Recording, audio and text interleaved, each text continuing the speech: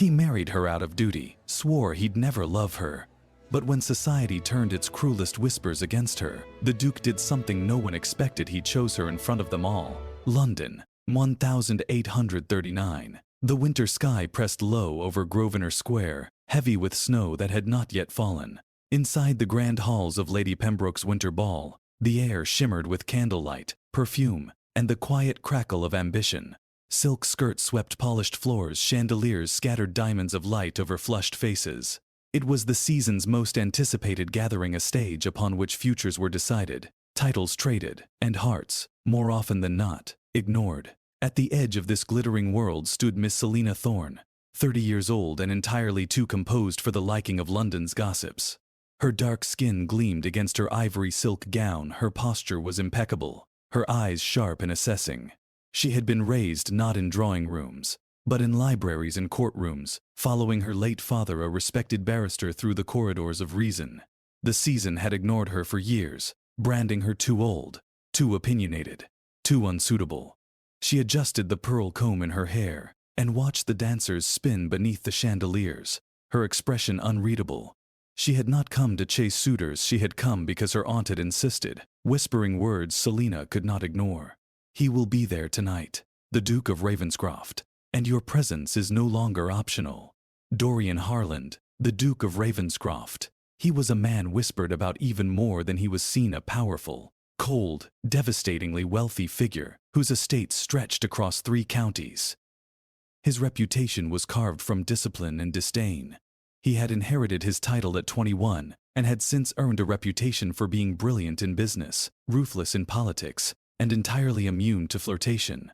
He was now 35, unmarried, and according to the whispers, under increasing pressure from Parliament and his family to secure an heir. Selina had never met him. She had no desire to.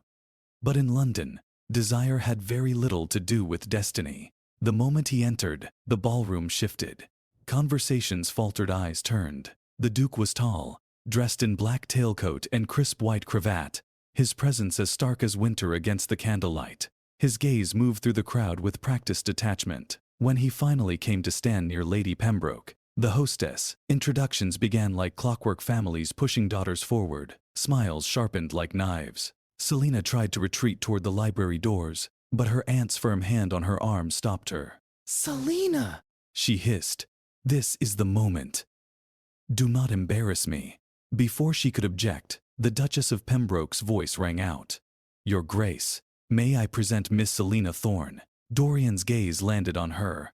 For a moment, the noise of the room dimmed. He took in the confident tilt of her chin, the intelligence in her eyes, not coquettish, not soft, but challenging. He gave a slight bow, his expression unreadable. "Miss Thorne," he said, his baritone deep and smooth as polished wood. "Your Grace," she returned evenly, curtsying with perfect precision, not 1 inch more deferential than required. The Duchess beamed. "Miss Thorne is the niece of Lady Armitage." "A most respectable match." "I see," Dorian replied, his gaze never leaving Selina's. "And what brings you to London's grand winter spectacle, Miss Thorne? Seeking admirers?" The question was laced with subtle disdain. "A test." Selina's lips curved slightly. "No, Your Grace. I find admirers to be terribly unreliable. I prefer observation to flattery." A few nearby ladies gasped softly. It was not the kind of response expected from a woman seeking favor. But Dorian did not recoil. He studied her, as though weighing the sharpness of her tongue against some private standard. "I imagine observation can be a dangerous pastime," he said. "Only for those who prefer their illusions unchallenged," she countered. A flicker, brief, almost imperceptible, crossed his face. Interest. Then, as quickly as it came, it hardened into the marble mask he was known for. Later that evening, when the dancing had begun and the orchestra filled the air with violins, Selina stood by a window, enjoying the cold press of glass against her fingertips. She awed herself unnoticed until a shadow fell over her shoulder. "Dorian, Lady Pembroke insists I ask you for a dance," he said dryly, as though enduring great suffering. Selina turned to face him fully. "And do you always obey Lady Pembroke?" His jaw ticked. "Rarely, but I am curious." "Help me?" she asked. About why you seem entirely unimpressed by what impresses everyone else. She allowed herself the smallest of smiles.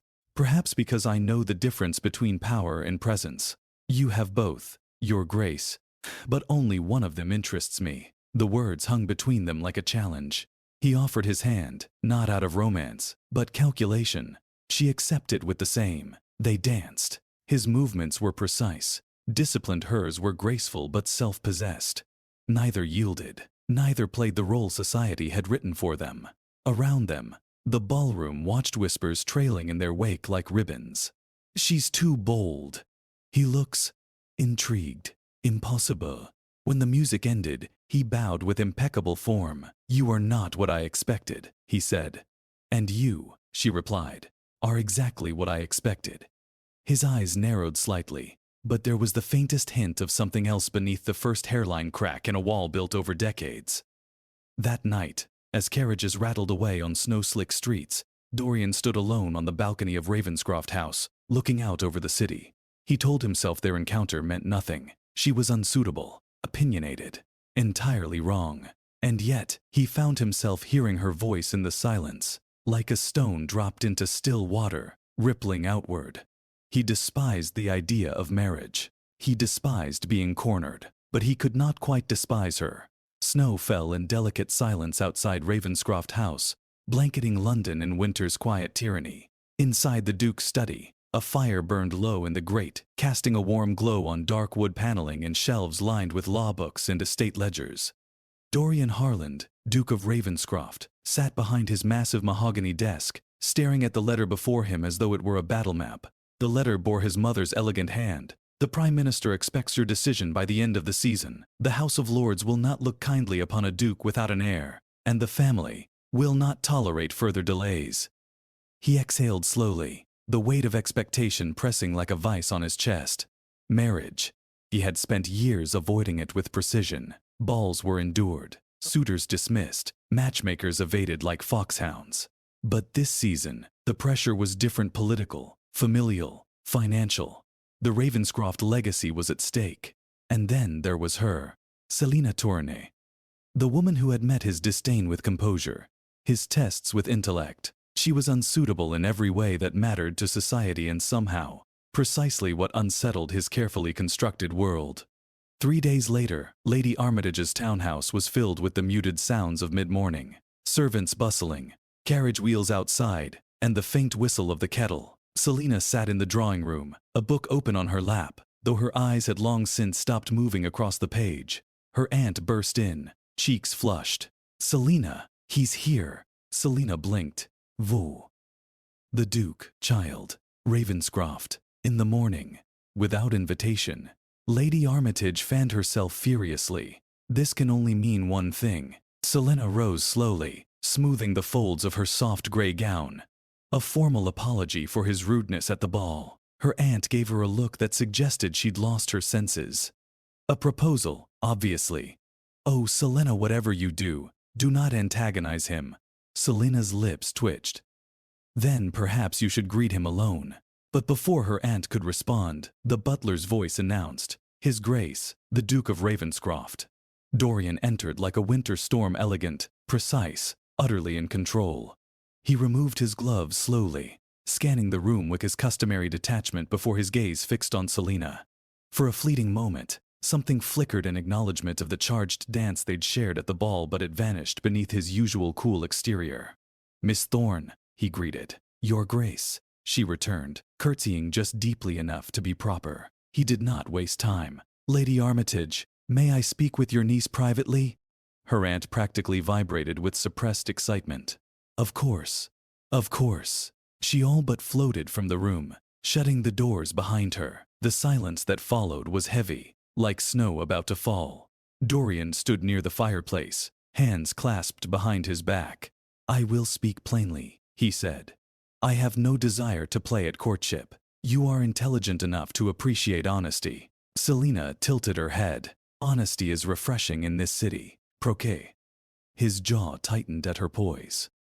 "The pressure upon me to marry has reached a critical point. I require a duchess, an heir, stability for the title and the estates. You are acceptable in lineage, unflappable in temperament, and unlike most simpering debutantes, you are capable of understanding the responsibilities such a role demands. Selina blinked slowly. How romantic. He ignored the jab. I am not offering love, nor do I expect it. What I offer is position, security, and the respect that comes with being Duchess of Ravenscroft. And what would you require in return? She asked. His gaze sharpened. Discretion, discipline, and a clear understanding that this will be a marriage of duty, not of sentiment. I have no interest in being softened. Her breath caught not in swooning, but in astonishment. You have just delivered the least inspiring proposal in London's history. The corner of his mouth twitched before he caught himself. Perhaps. But it is honest. Selina walked slowly toward the window, the winter light framing her profile. And if I refuse?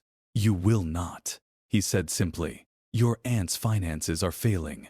Your options in society have been limited by your independence. Marriage to me would secure your position. Whether you admit it or not, it is the most advantageous path available to you. The bluntness was almost breathtaking. For a moment, she considered dismissing him outright. But she was not naive. She had seen her aunt's ledgers, heard the whispers of creditors.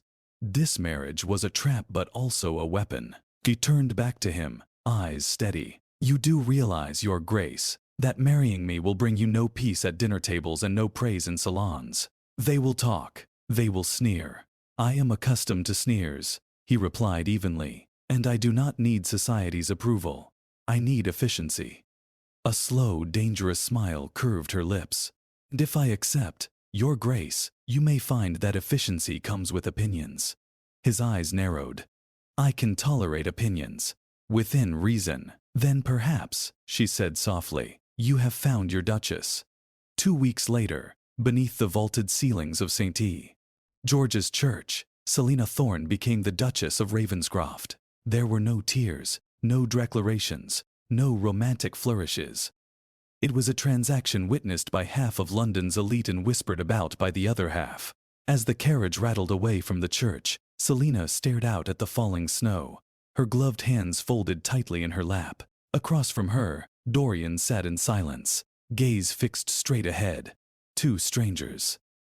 One title. A marriage forged not by love, but by necessity. And yet, somewhere beneath the cold surfaces, something fragile and dangerous had begun to stir. The carriage wheels crunched over frost-hardened gravel as Selina Thorne, now the Duchess of Ravenscroft, approached her new home for the first time. The vast silhouette of Ravenscroft Hall emerged through the fog like a ship cutting through stormy seas. Its stone walls were austere, the towers sharp against the gray sky. No garlands hung from the entrance. No welcoming crowd of servants waited to greet a new mistress. Inside the carriage, Dorian sat across from her, posture flawless, gaze fixed out the opposite window as if the landscape were of greater interest than his new wife. The silence was suffocating, not angry, but deliberate, like the pause before a chess move. Selina's gloved fingers tightened in her lap. She had spent years mastering her composure, but even she felt the weight of this moment. This is my life now, she thought. This house, this man, this silence. The carriage came to a halt before the marble steps. A butler opened the door with mechanical precision. Your Grace, he intoned.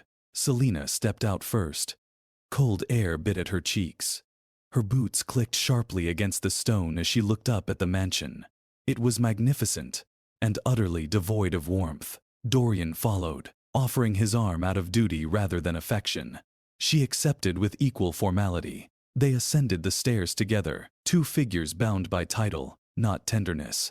The entrance hall was vast and dim, lit by a scattering of wall sconces. Portraits of long-dead dukes glared down from gilded frames. A line of servants stood at attention: housekeeper, butler, maids, footmen, faces schooled into polite neutrality. Dorian addressed them briefly, his voice firm and controlled. This is your Duchess. You will show her the respect due to her station. Selina nodded once, meeting their gazes one by one. Some faces softened slightly under her steady regard, others flickered with uncertainty. She was not what they expected. She had known that the moment she accepted the proposal. Mrs. Pember, the housekeeper, stepped forward with a deep curtsy. Your Grace, if you would follow me, I shall show you to your apartments." Selina glanced toward Dorian, but he was already striding toward his study. "I have matters to attend to," he said over his shoulder. "We dine at 8. Formal attire." Then he was gone. The servants dispersed like ghosts, leaving Selina to follow Mrs. Pember through a labyrinth of corridors. They passed drawing rooms draped in dust cloths, libraries smelling faintly of old ink, and galleries where cold air seeped through leaded windows. Her chambers were at the far end of the east wing, elegant, richly furnished, and entirely separate from the Duke's. That evening, she dressed for dinner in a deep emerald gown trimmed with gold embroidery. Martha, her loyal maid from her aunt's house, pinned her hair into an intricate style.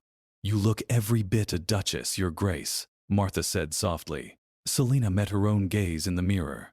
She looked regal. Yes, but regal did not mean safe. "He's not an easy man," she murmured. "No," Martha agreed, "but neither are you." The dining room was long enough to host 20 guests. Tonight, only 2 places were set, one at each end of the table. Dorian was already seated when she entered. He rose, inclined his head, and waited for her to take her place before resuming his seat. Dinner was served in silence. Course after course arrived: roasted pheasant, glazed carrots, rich consommé, but their only exchange was the occasional polite acknowledgement to servants. He didn't look at her often, but when he did, his gaze was assessing, as though she were a treaty he'd signed but hadn't fully read. At last, Selina set down her knife and fork. "Is conversation forbidden at Ravenscroft dinners, Your Grace?" she asked evenly, "or simply unfashionable?" His eyebrow lifted, just barely. "I wasn't aware you wished to converse." "Silence can be heavy," she replied. "Even walls can feel it." His lips curved faintly, not quite a smile, more a flicker of surprise. "Then, by all means, lift the weight. Tell me what you think of Ravenscroft Hall." She looked around deliberately. "It is beautiful. And cold. Like a cathedral built for duty rather than joy." For the first time, something cracked through his reserve, a flash of something unreadable in his eyes. "Perhaps that is precisely what it is," he said softly. The servants cleared the final course. He rose, offering a shallow bow. "Good night, Your Grace." She watched him leave, his footsteps echoing against the marble. Later, alone in her chambers, Selina stood at the window overlooking the dark gardens. Wind howled against the glass, but her reflection stared back steady, unflinching. "He may be cold," she thought, "but I will not let this house swallow me." Somewhere in the West Wing, Dorian paced his study, a glass of brandy untouched at his desk. He told himself that this was what he wanted: distance, order, duty. So why, when he'd looked at her across the table, had something unsettled in his chest?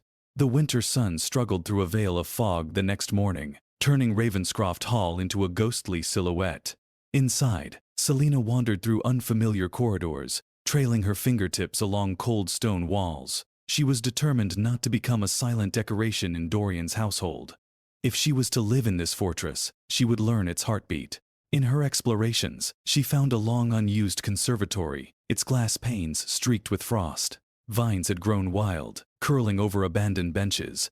At the far end, beneath a broken skylight, stood a single rose bush, withered, yet clinging to life. She knelt beside it, brushing snow from its thorns. "Most people avoid this part of the house," a low voice said behind her. She turned. Dorian stood in the doorway, dressed in a dark riding coat, gloves tucked under his arm. For once his presence did not feel rehearsed, it felt accidental. "And why is that?" she asked. "It belonged to my mother," he said simply. "When she died, my father ordered the conservatory closed. He said, beauty invited weakness." Selina straightened, meeting his gaze. "And do you believe that?" His jaw tightened. "I believe sentiment clouds judgment. I run Ravenscroft as my father did, efficiently. And yet," she said softly, "you came here this morning." He blinked, as though surprised she'd noticed. He stepped further inside, boots crunching on stray shards of frost. "You have a tendency to see things people shouldn't," he said. "Or perhaps," she replied, "I simply look where others are afraid to." A faint, unexpected laugh escaped him, a sound quickly smothered. "You are an unusual duchess." Unusual, Duchess. Unusual keeps life interesting, she answered with quiet pride. Over the following days, their paths crossed more often. At breakfast, he asked almost awkwardly about her late father's work. In the library, they debated politics. She argued with wit and clarity, he countered with icy precision. To the servants, their exchanges looked like duels, each sharpening the other. One evening she entered the library unexpectedly and found him at the pianoforte. He wasn't playing for anyone, just sitting in the lamplight, fingers moving over the keys in a haunting melody. It was the first time she saw his mask slip entirely. He looked up, startled, when he noticed her. "I didn't hear you enter. I didn't mean to intrude," she said softly. "It's beautiful." He hesitated, then returned his gaze to the keys. "I used to play with my mother. After she died, I stopped. For years. Some habits don't die as easily as they should." Selina stepped closer. "Music doesn't make you weak, Dorian." The use of his name caught him off guard. "Careful," he said lightly, but there was no real warning in his tone. "Why?" she asked. "Will the walls fall if someone says your name without a title?" He stared at her then, not as the Duke staring at his Duchess, but as a man suddenly seen. She held his gaze, unflinching, and something between them shifted quietly, but irrevocably. The emotional turning point came during a storm. A violent wind battered the hall that night. Lightning split the sky as servants hurried to secure windows. Selina moved through the corridors, checking on the younger maids. She found one terrified in the east wing, unable to close a stuck shutter. Without hesitation, Selina climbed onto the ledge, fighting the wind to force it shut. By the time Dorian found her, she was drenched and breathless but victorious. "What in God's name are you doing?" he barked, grabbing her arm as she stepped down. "Someone had to close it," she snapped back. "You could have fallen." His voice wasn't cold this time, it was sharp with genuine fear. "I didn't," she replied steadily. "I'm capable, Your Grace. You may run this house with rules and ledgers, but it's people who keep it alive." For a moment, their faces were inches apart, rainwater dripping down her temple, his hand still gripping her arm. The thunder rolled outside, but inside, the silence roared louder. He released her slowly, as if realizing how tightly he'd held on. "You infuriate me," he said quietly. "And you," she breathed, "need to be infuriated." He almost smiled. Almost. The next morning, the servants whispered about how the Duchess had braved the storm, how the Duke had carried her cloak himself afterward. No one missed the change in the air. She had begun as an obligation. But now, the Duke of Ravenscroft was no longer entirely untouched. The walls around his heart had begun to crack, not through softness, but through her unyielding strength. The storm passed, but it left a strange clarity in its wake. Days at Ravenscroft Hall fell into a rhythm, one that neither Dorian nor Selina could quite define. He no longer avoided her at meals. Their conversations, once sharp as duels, now carried a quiet undercurrent neither dared name. But as winter began to loosen its grip on London, trouble came not from the weather but from society itself. It began with a letter. Dorian stood in his study, the morning sun cutting across his desk. His valet had delivered it with trembling hands. Seal bore the unmistakable crest of the Earl of Bexley, his cousin and one of the most vocal critics of his marriage. He broke the wax and read, "Your Grace, London society was abuzz at your marriage to Miss Thorne. Many of us were charitable in our judgment, but rumors have now surfaced that her late father's dealings overseas were not what they seemed. You would be wise to reconsider how closely you associate your title with a woman whose lineage invites questions." Dorian crushed the letter in his fist. The insult was barely veiled. His cousin's rumors were a strategic strike not just against Selina, but against the stability of the dukedom itself. Meanwhile, Selina was in the conservatory, coaxing green shoots from thawing soil. She had no idea that London's gossip mills were churning faster than ever. That changed when Mrs. Pember entered, pale and hesitant. "Your Grace, there's a messenger from the city. He insists you read this." The note she handed over was shorter, sharper. "They're saying you deceived him, that your father was a traitor, that the Duke has been made a fool." Her hands went still, dirt clinging to her fingers. She read the words twice, then folded the paper carefully. There was no shock, only a familiar bone-deep ache. She had spent years enduring whispered judgments about her heritage, her father's foreign alliances, her presence in spaces where women like her were not meant to stand. But now, it wasn't just her reputation, it was his. And that evening, Dorian returned from London unexpectedly. The servants scattered as he entered the hall, boots still wet with melted snow. His eyes sought her immediately. "Selina," he said, voice low. "Come to my study." She followed without a word. The moment the door closed, he handed her the letter from his cousin. She read it slowly, her expression unreadable. "Well," she said after a moment, "I see the Ton hasn't lost its talent for venom." "This is not idle gossip," he replied sharply. "They're preparing to question your father's loyalty in Parliament, and by extension mine. They intend to undermine the dukedom through you." She met his gaze squarely. "Do you believe them?" The question hit like a blade between ribs. For a moment, silence stretched taut between them. His jaw clenched.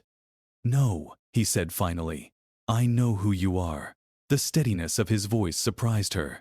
She had braced for hesitation, doubt. Instead, his words came like stone. "But belief alone won't silence them," he continued.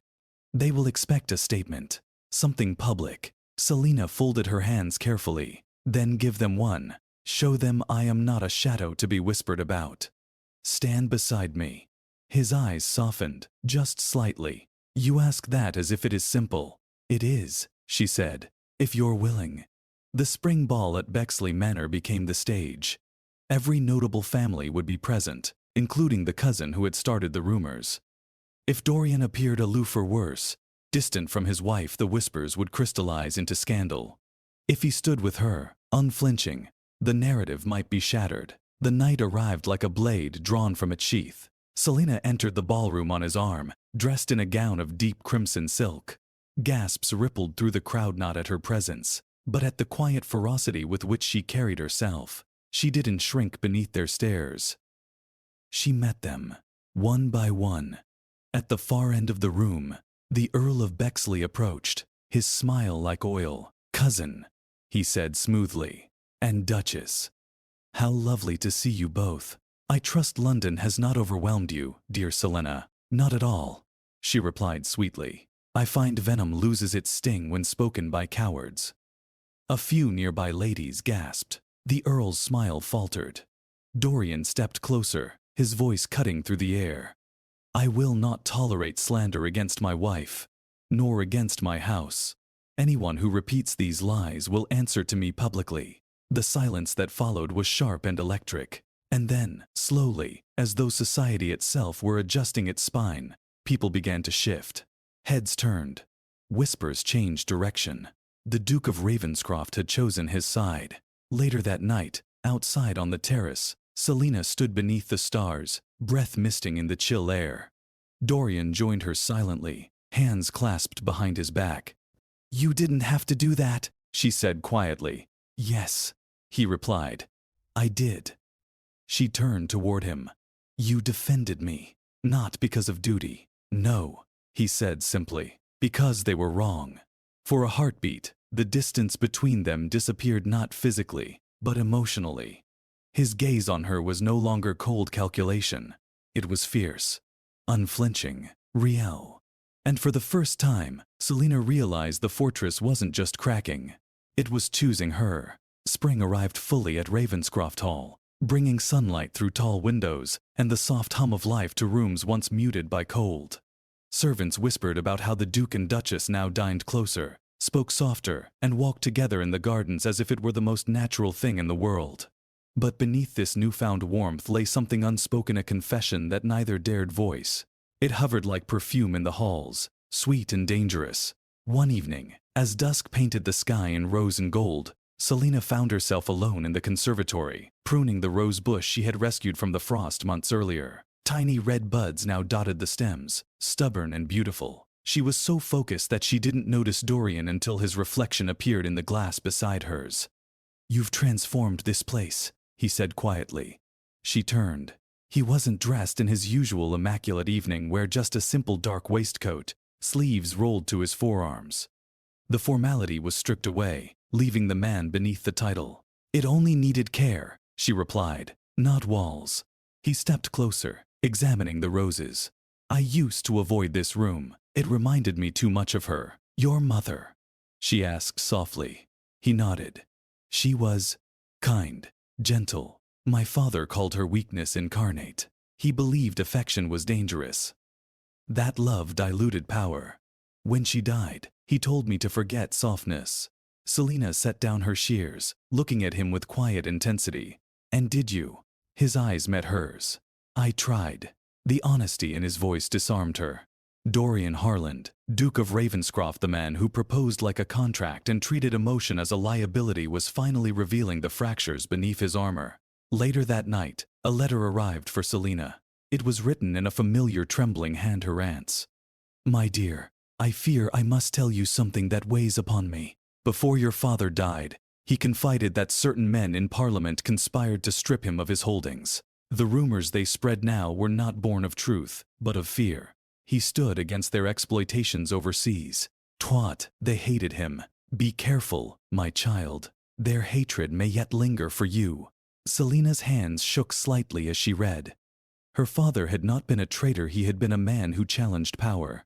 And now, that same power was circling her. She folded the letter and went in search of Dorian. She found him in the library, standing before the fire. His expression softened when he saw her, though he tried to hide it. You're out late. I needed to speak with you. She handed him the letter. He read it slowly, his brow furrowing deeper with every line. When he looked up, something fierce burned in his eyes. They destroyed his name to protect their own interests. And now they use the same lies against you. Yes, she said, voice steady. And by extension, you. He paced before the hearth, hands clasped behind his back. If we let this fester, it could reach Parliament again. It's not just your reputation at stake. It's Ravenscroft's political alliances. She took a step closer. Then fight it. With me, not around me. His movement stilled. He turned toward her slowly. You're asking to stand at my side. That's not how this world works, Selina. Then let's change the way it works, she said simply. It happened then not as a grand gesture, but as a breaking point.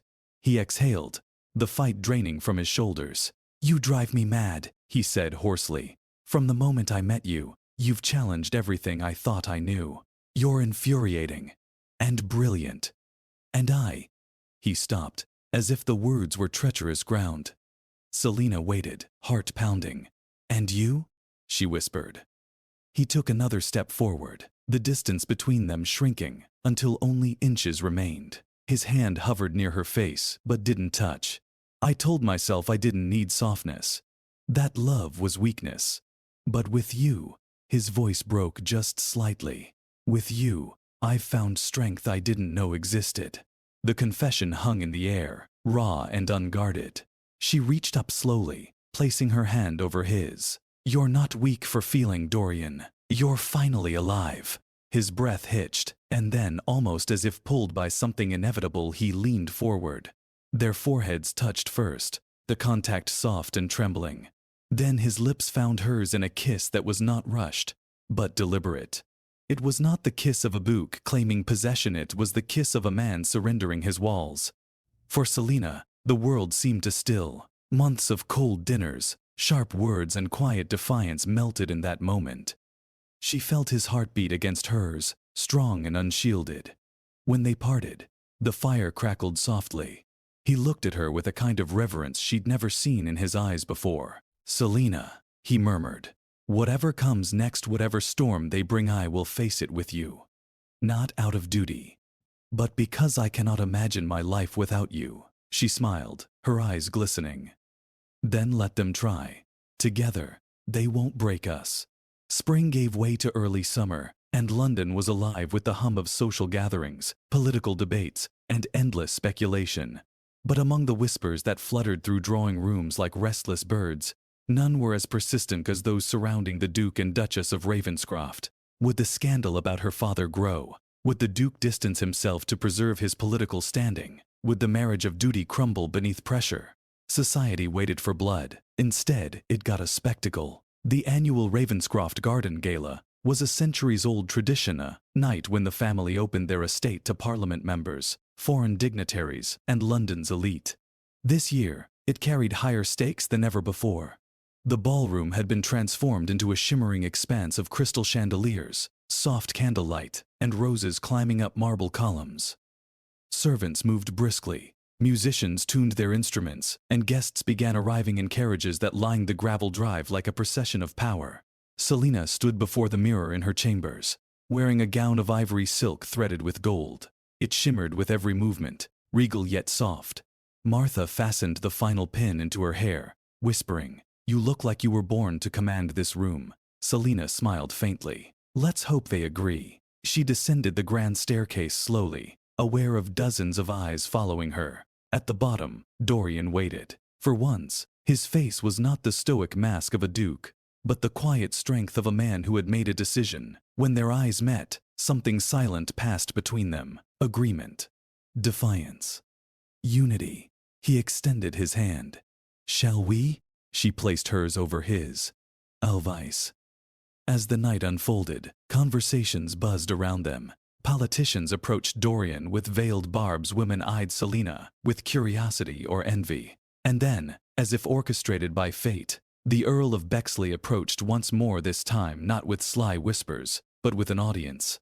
"My dear cousin," he drawled, voice just loud enough to draw attention, "how splendid the evening is.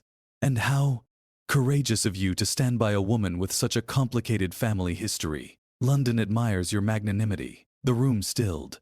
Heads turned. This was the moment. Dorian didn't flinch. "Courage?" T said evenly. "I would call it discernment. I married a woman with more integrity than most men in this room." A ripple spread through the crowd. He took Selina's hand, and before anyone could blink brought it to his lips. The gesture was deliberate, public and intimate. His eyes never left hers as he kissed her hand with the reverence of a vow. "This," he declared, voice carrying clearly through the hall, "is the Duchess of Ravenscroft, and I will not tolerate another word against her name." The musicians faltered. The guests exchanged startled looks, but no one dared speak. The Earl's face darkened, his attempt at humiliation shattered before the crowd. Selina stood taller, her fingers tightening around Dorian's. For the first time since their marriage, she wasn't just surviving society, she was commanding it beside him. The rest of the evening transformed like magic. Where whispers had once curled like smoke, now came praise. Political allies stepped forward, eager to align with the couple who had publicly defied scandal. Invitations poured in for future events, but none of it mattered to Selina as much as the simple fact that he had chosen her not in private, not in shadow, but before the entire world. Later that night, after the last carriage disappeared into the dark, Dorian and Selina walked through the rose gardens in quiet contentment. Lantern light flickered across their path, and the scent of blooms filled the air. "This house feels different," she whispered. He glanced at her. "It is. You changed it." "No," she corrected softly. "We changed it."